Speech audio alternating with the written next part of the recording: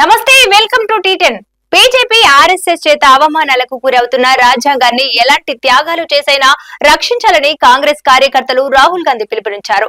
మధ్యప్రదేశ్ లోని మోవ్ లో జరిగిన జై బాపు జై భీమ్ జై సంవిధాన్ ర్యాలీలో రాహుల్ గాంధీ మాట్లాడుతూ ఈ వ్యాఖ్యలు చేశారు. ఆర్ఎస్ఎస్ చీఫ్ మోహన్ భగవత్ ఇటీవల చేసిన వ్యాఖ్యలను రాహుల్ ఈ సందర్భంగా ప్రస్తావించారు. రాజ్యాంగం మనకు స్వేచ్ఛ ఇవ్వలేదని చెప్పిన మోహన్ భగవత్ తద్వారా అంబేద్కర్ ను రాజ్యాంగాన్ని అవమానించారని రాహుల్ విమర్శించారు. అంబేద్కర్ కృషిని ఆయన రక్తము చెమటను మోహన్ భగవత్ నేరుగా అవమానించారని దాడి చేశారని రాహుల్ విమర్శించారు. అలాగే అయోధ్య రామ మందిరం ప్రారంభోత్సవంతోనే నిజమైన స్వాతంత్ర్యం వచ్చిందని మోహన్ భగవత్ ఇటీవల చేసిన వ్యాఖ్యలను రాహుల్ గాంధీ తీవ్రంగా ఖండించారు. అలాగే ఈ ర్యాలీలో కాంగ్రెస్ అధ్యక్షులు మల్లికార్జున ఖర్గే మాట్లాడుతూ ఇటీవల పార్లమెంట్ లో అమిత్ షా చేసిన వ్యాఖ్యలపై విమర్శలు గుప్పించారు.